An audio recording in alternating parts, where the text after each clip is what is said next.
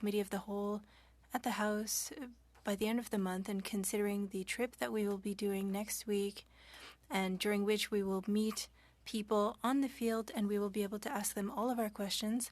And so I would propose to amend the motion and then it be read as follows: that the study on opioids and drugs be extended by 2 meetings to invite further witnesses. An amendment. The amendment is in order. The effect of the amendment is to replace the identification of the minister and the number of meetings to simply bring it down to 2 additional meetings to hear from witnesses. So the debate is now on the amendment, and Mr. Viss has the floor. Well, thank you, Mr. Chair. I won't take too much time. I am a British Columbian, and it's nice to see you again. It's been a few years. I was at, the leader of the opposition mentioned the Abbotsford Soccer Association in question period today. I was at, and my son was playing on the weekend, and I asked Coach Gill, the youth coordinator for the First Kicks program, about what was taking place, and the letter itself that was featured widely in our local regional media. The decriminalization in British Columbia has led to widespread chaos.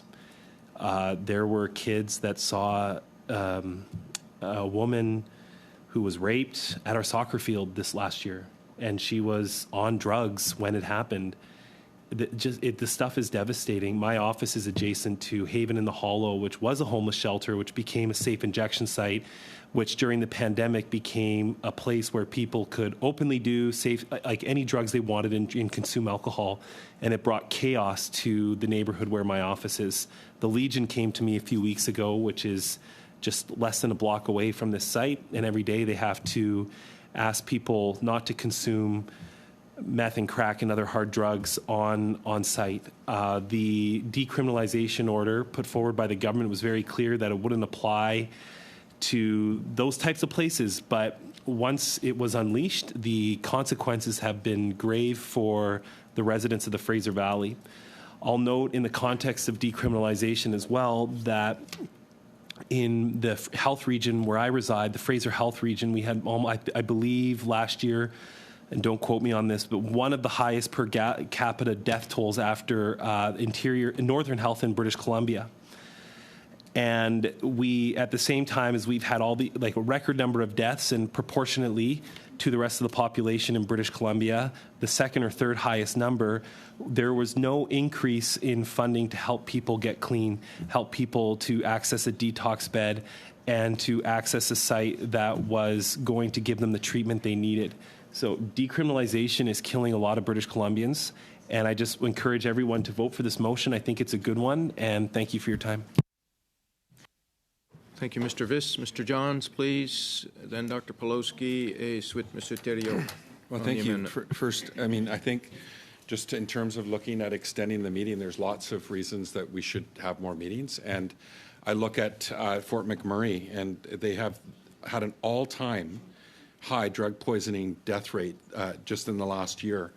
Alberta is, their death rate has gone up from toxic drugs 17% over the last year. They're on the verge of, they're on the trajectory to pass British Columbia by June. They're at 43.3 deaths per 100,000.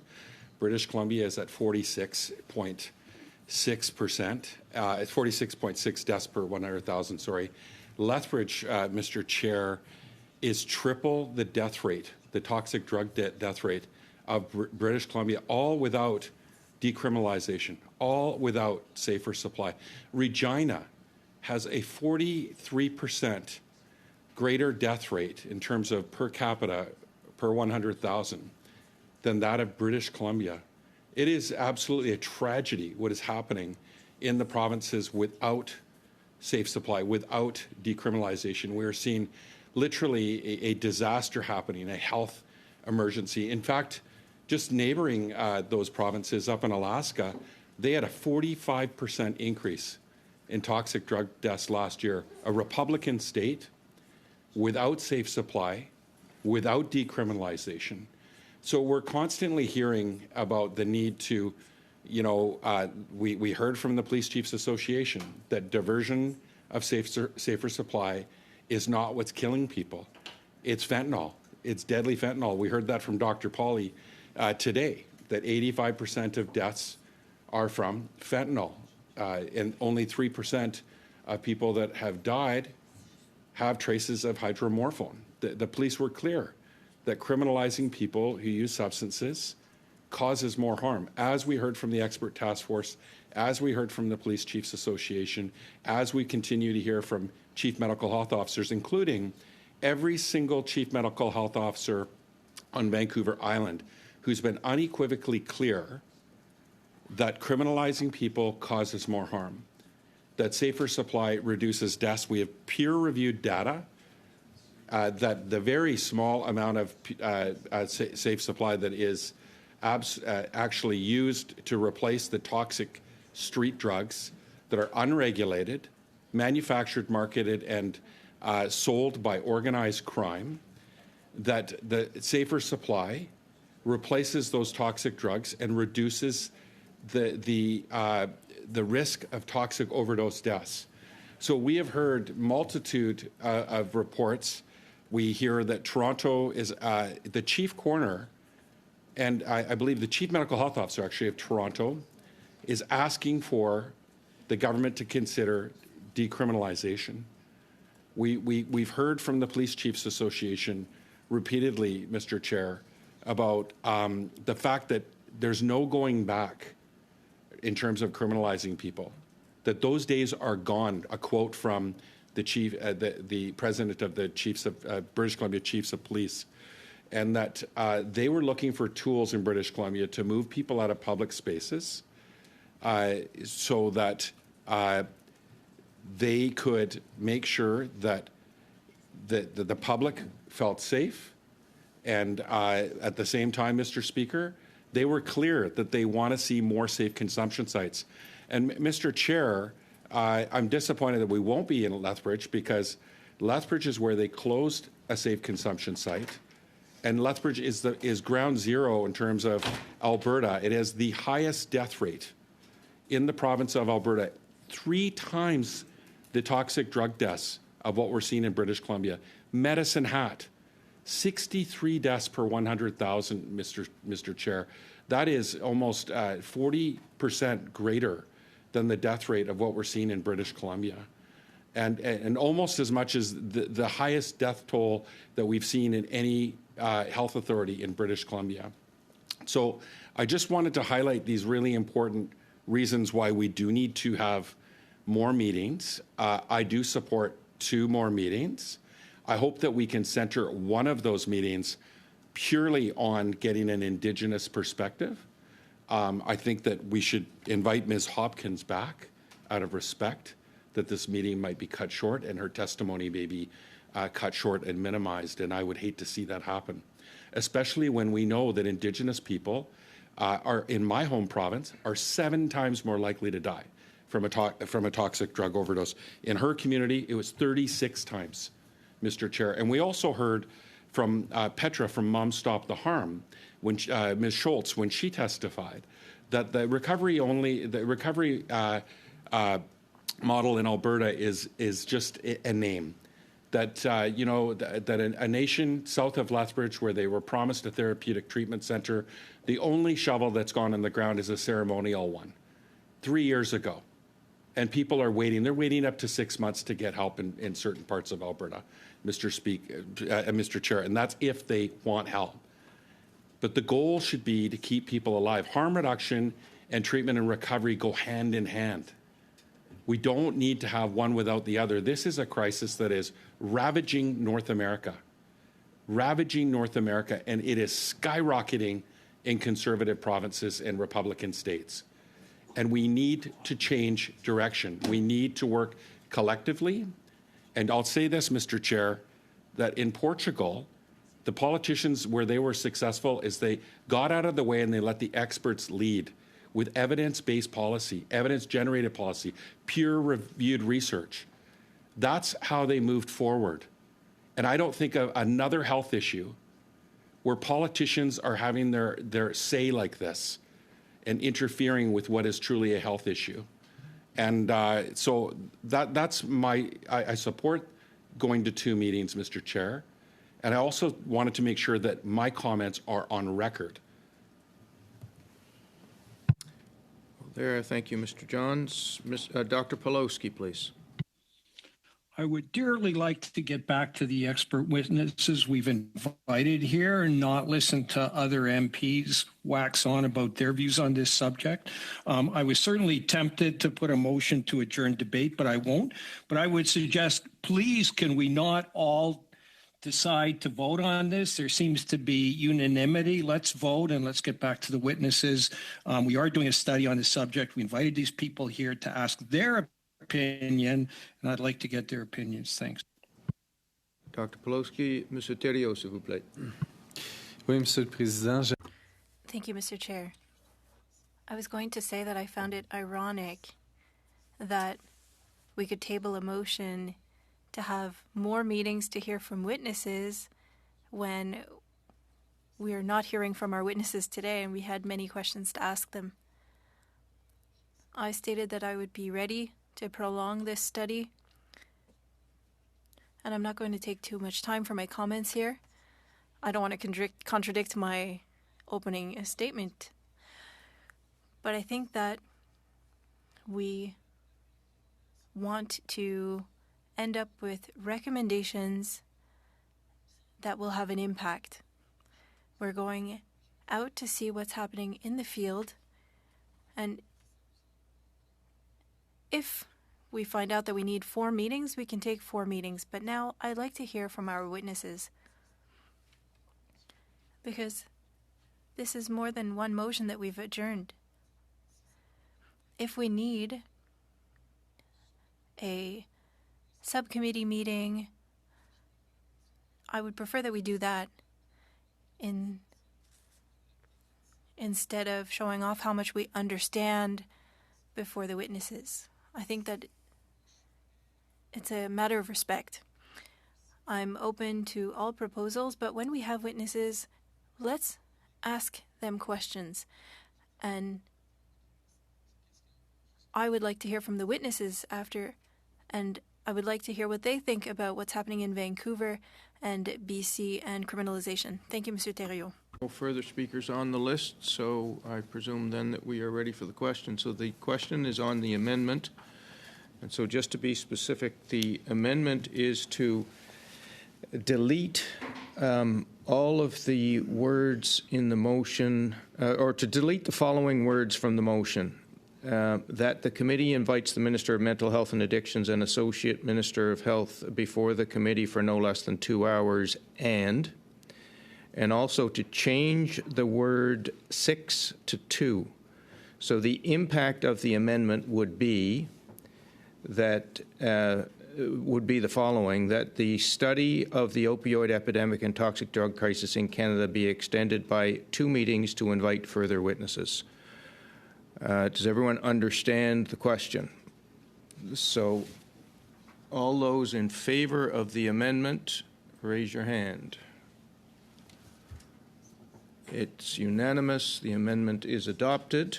Now we're on to the main motion. Any discussion on the main motion? Seeing none, all those in favor of the motion as amended, raise your hands. Opposed? The motion is adopted unanimously. Thank you, everyone. That brings us back to the witnesses. And Ms. Goodrich, you have 47 seconds left in your turn. Thank you for that, Mr. Chair. So really quickly, sorry,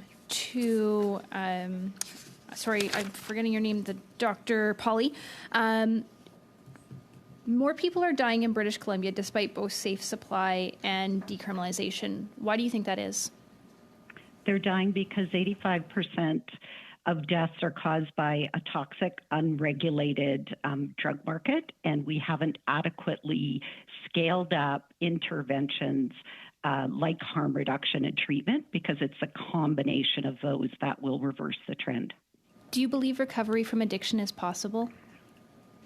I believe recovery is absolutely possible, and recovery is an individual journey. There are many pathways to recovery. Thank you, Ms. Goodrich. Dr. Pawlowski, please, for 5 minutes. Dr. Pauly, sorry for putting you on the spot here, but help the committee out, because you've said in response to Dr. Theriault, who said that the experts seem to come to different opinions as to the evidence for safe supply, and you said, well, you did a peer review and seemed to pretty overwhelmingly show the benefits of safe supply. But let me just point out what else our committee's heard. So we asked Health Canada to come and appear before the committee to begin with, and we had the experts that I think were the ones behind approving BC's request and seemed to be in favor of safe supply. They themselves admitted that there wasn't very good evidence for the benefits of safe supply. I would note the BC health officer in a review of prescribed safer supply says, and I'm quoting, most of the limited publisher peer-reviewed studies lack a control of comparison group, and the actual intervention received by study participants is in most cases a combination of broader access to wraparound health services, including safe supply, primary care, making it difficult to attribute any benefit to PSS alone. They suggest that they need to have more studies. The Stanford Lancet Commission that looked at the opioid crisis, and I would point out these aren't a bunch of right-wing fanatics. They, and here I'm quoting from the actual study, they say... Dr. Pawlowski, could you drop the arm of your microphone down closer to your mouth there? Yeah. How's that? Is that Thank better? you. So again, I'm quoting from the Stanford Lancet study. They say, and I'm quoting, evidence clearly shows the folly of assuming that population health inherently improves when healthcare systems provide as many opioids as possible with as few possible regulatory constraints as possible. They too were against safe supply. We talked to the head of that, and he said, well, the problem with safe supply is basically you're replicating what caused the problem to begin with, which was us doctors prescribing too many narcotics. People get on narcotics, and then they have trouble getting off of it. So do you continue, though, to say, no, the evidence is clear that the safe supply is good? So. Yeah, I really appreciate that question about the science, because it has been very confusing and disturbing to see the way that some of the debates have played out.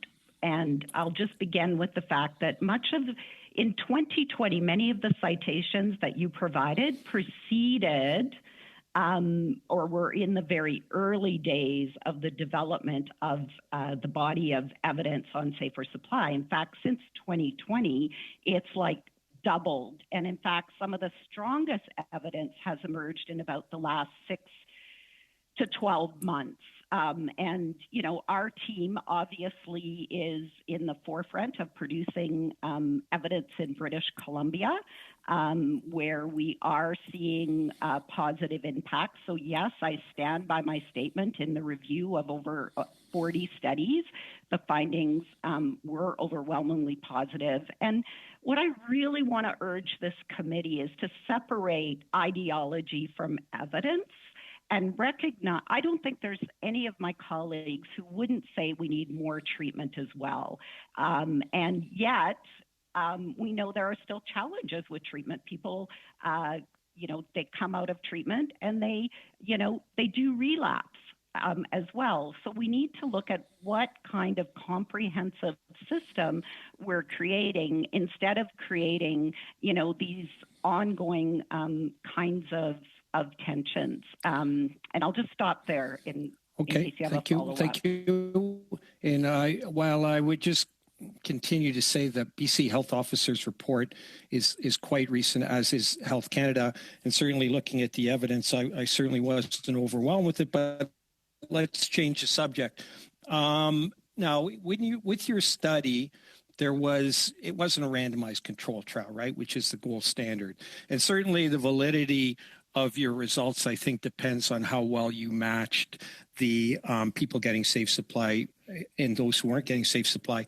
One of my concerns with your study, and you can correct me if I'm wrong, the comparison group, the people who weren't in safe supply, you got those names from various places, one of them being the discharge abstract database, which in my understanding is from hospital records on people who'd been admitted with either a diagnosis, something to do with using opioids, right? Certainly my concern would be, well, you have a whole bunch. In your comparison group, you have a sicker population than you do because they've been in the hospital recently, either because they overdosed. You're out of time. If you could just get to a question, we get a short answer. Well, I guess she's heard my question, and I guess I get no response to her answer. But am I wrong? As succinctly as possible, Doctor. Answer? Okay, thank you. So in terms of our study, it came out after the Provincial Health Officer's report, as did a number of other studies. The control group, there are multiple linked databases which were used to generate through two different methods. The control group matching on multiple different variables.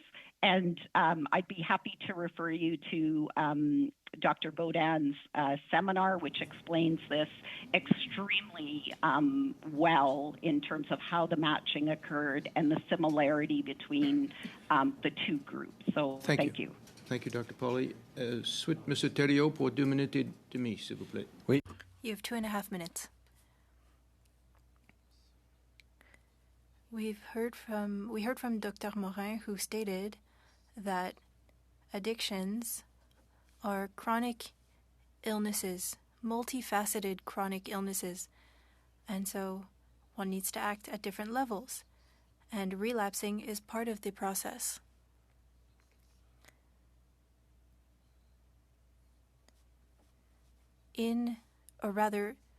BC would like to make some adjustments. Ms. Hopkins, and if I have time, Ms. Pauly. Ms. Hopkins, how do you see the situation in BC and the government's will to readjust their request? Does this need to lead to recriminalization? Absolutely not. Thank you for the question. The Expert Task Force on Substance Use and Mental Health recommended safer supply, decriminalization, but they also said within a full spectrum of supports for people who use drugs or substances or who wish to enter into a recovery journey. The task force clearly recommended a more comprehensive and responsive system. So when you provide people with the medication they need to live life every single day, but they don't have a home, they don't have income security, food security, they don't have people that they can rely on to support them, like every person needs another person to support them and be a champion for their belief in their ability to succeed in life, whatever that means. From their perspective, those comprehensive supports absolutely are necessary. In addition, like I said, there's no silver bullet. There's many instruments that will support change, will keep people alive. And safer supply, decriminalization is not a silver bullet. It's not meant to end the opioid crisis and the toxic drug supply, but it will keep people alive. It will ensure human beings have the right to live life. And that should be our goal, is to make sure that human beings can continue to live life. There's many tools. There has to be many tools. This is not an easy answer. It's not an easy solution. But what we're seeing is the focus on one technique, one answer, and criticizing that without considering what are the other resources that are necessary. When those other resources are in place, we've seen positive change that has impacted families, their children, and communities to increase safety, to decrease the number of kids in child welfare, to increase the number of kids going to school, to increase safety in the community. I can't stress enough, a comprehensive approach is necessary. Thank you, Dr. Hopkins. Mr. Johns, Thank you. please, for 2.5 minutes. Yeah, Dr. Pauly, you talked about the effectiveness of safer supply. You cited some really important information. Can you talk also about like why safer supply hasn't been scaled up? What are the barriers that you're seeing? Yeah, this is a really important question. And part of the barrier, without a doubt, is some of the politicizing and the blaming of safer supply for what is a problem of a toxic and unregulated drug market. Safer supply is part of a comprehensive solution. And some of the challenges related to increasing access. Excuse me, Dr. Yeah? Pauly, we're having a problem hearing you here. Oh, I'm sorry. Is that any better?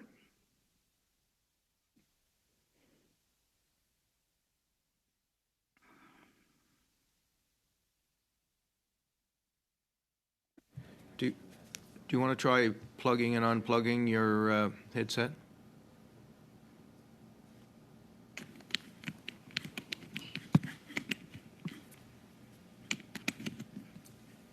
Is that any better? Yep. Please go ahead. Okay. Okay, so what I was saying was that part of the reason that safer supply hasn't been scaled up is it's been highly politicized, and that's a harmful narrative when the real problem is a toxic and unregulated drug supply.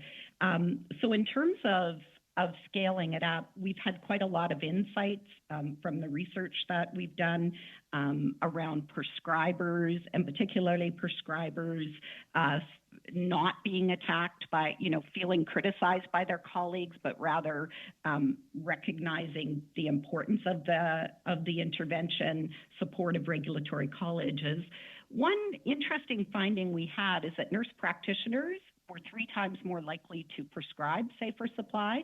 And so in that finding, there are opportunities for removing barriers, particularly in rural and remote communities.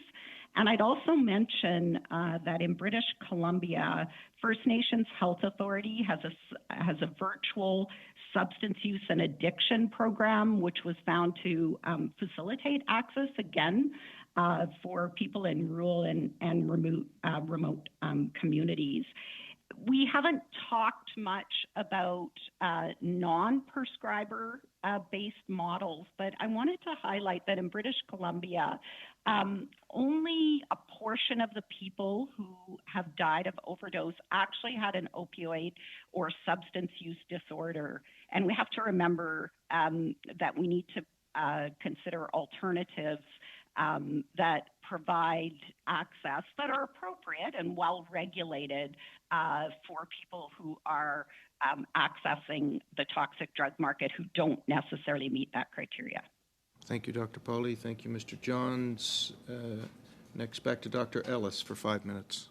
Well, thank you very much, Chair. And I know it's been a bit of an up and down meeting for the witnesses, and I appreciate your patience with all of us here.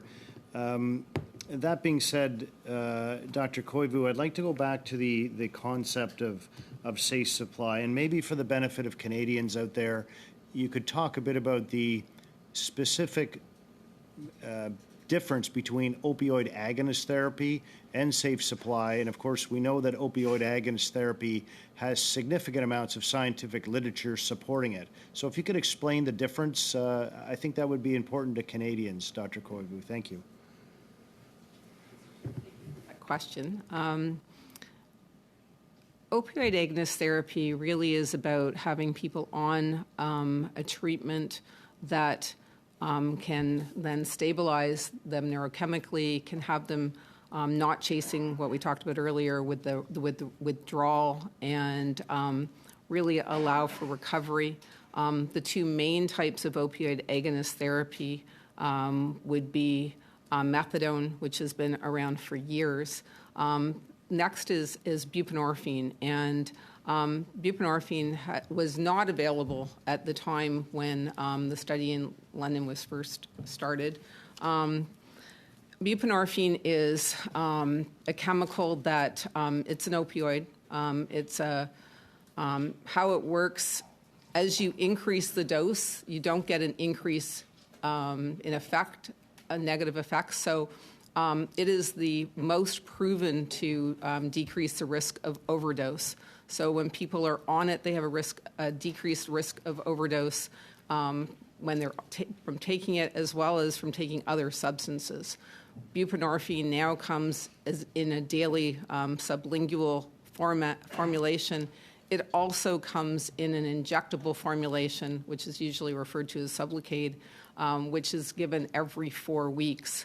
This is a game changer because it really allows people to get their lives back, get back to really the community not having to worry about accessing a pharmacy daily is certainly helpful in remote communities as well, and it provides that healing of the brain to allow people to have a recovery and to function normally. Safer supply programs are about continuing to give opioids at doses that aren't witnessed. And I think it's important to recognize when people are started on both methadone and Suboxone, we check what they're able to take. We understand their tolerance. We work up with them as we're witnessing what they're taking, and we really know what they're taking. When people are started on safe supply, that is not the case. And I'm going to be a little bit more specific about my own community. The doses can continue to go up without reflection for whether that's a safe dose for that person or a safe dose for the community. They're generally given to them on a daily basis. Sometimes it's every few days. But the doses are escalated. In my community, generally, it's at request without any evidence that that's what they need. And even when there is evidence that they don't tolerate those doses, they aren't necessarily decreased. So it's something where people will continue to have to go to a pharmacy. They'll continue to have to go to a pharmacy, usually on a daily basis. It does mean that they're continuing to, from a neurochemical perspective, chase that withdrawal. So it is about continuing somebody in an addiction. They're maintaining their addiction. They're being maintained in a state where they are addicted to the medication. Thank you very much. Thank you very much for that, Dr. Koivu. And a final question through you, Chair. I'm not sure if you know the answer to this, Dr. Koivu, or not, but our understanding from other testimony is the street price of Dilaudid 8 milligrams has dropped significantly, which is certainly evidence, perhaps not scientific, but evidence of diversion. Is that your experience in your community as well? And maybe you could talk about the price? Absolutely. It's a market-driven economy. And as there has been more diversion, more available, when in 2016, my understanding from patients and from living in the area is that a D8 was about $20. If you're close to the supply, so close to where more diversion takes place or the core of London, then it varies, but it's usually about $1 to $2. As you get farther away, it's more expensive. So it really is about supply and demand. And as the supply has gone up, so as there's more and more Dilaudid available in London, and from the amount of tolerance people have compared to what they're prescribed, and certainly the amount I'm hearing about, the numbers are certainly over 1 million D8s in a year. But as that number has gone up, the price has definitely gone down. Thank you, Dr. Koivu. Et la dernière députée a posé. And last question for Ms. Brière for the last 5 minutes. Dr. Hopkins, I have one question for you. What does support the voice of people who use drugs mean to you?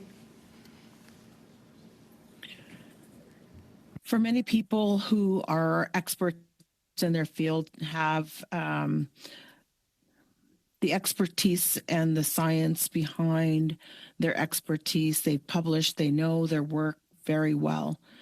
We rely on them often for the evidence to make informed decisions. We don't typically understand or give credit to the experience of living life every day with these types of conditions that we're talking about, living with dependency to opioids, having to survive the processes of coming to the right dosage for them, how they feel about that. Every person's human being, their physical being, is different from the other. And so the type of medication needed, the amount of medication that is needed to address the issues of dependency, the neurotransmitters that are significantly changed because of the types of drugs that are being used, are all in the story of lived and living experience. And it's a credible source of evidence. If you listen to people who use drugs, you will find similarities. Whether you're talking to somebody in downtown Vancouver East Side or a First Nations community in Northern Ontario, they've never met each other, but they will describe the same experiences of withdrawal. They'll talk about their tolerance for incremental increases to their addictions medicine. That's credible evidence. And listening to their voices means that we give credit to people not because of their status in life, because they're using life, because we're judging them or discriminating against them. We're listening to them because they can tell us a real story that is mimicked across the country. That's important evidence. And listening to those voices are just as important, if not more substantial, to the decisions that need to be made about the healthcare system and the wraparound services that are provided to a population of people to ensure they can continue living life without the mental anguish, the physical anguish that goes with withdrawals. People don't wake up every morning wanting to die. They get to those hopeless stages when we have opinions that form decisions, when we make decisions without looking at all of the variables that impact on something like we are talking about safer supply, the toxic drug crisis. We can look at any one perspective and take that one perspective and say, that's credible evidence, and it may be so. But if we don't look at that in the context of the determinants of health, for example, for how people learn to survive every day, then we're short-sighted. And we end up making decisions as though we're God. Not one of us have the right to decide who gets to live and who is expendable and who should die. Merci beaucoup. Alors, est-ce que, puisque vous dites là, que chaque... You're saying that everyone is different and they all have, and everyone has their own path. Do you believe that a more holistic approach with 4 pillars is the right approach to counter this overdose issue? Absolutely. We need every tool, every strategy that is instrumental for ensuring life. Not one individual can live on this earth all by themselves. We live in relationship to others. We live in relationship to the land and the environment. We have to consider those elements. And those 4 pillars, we now have a substance use strategy in Canada that includes harm reduction.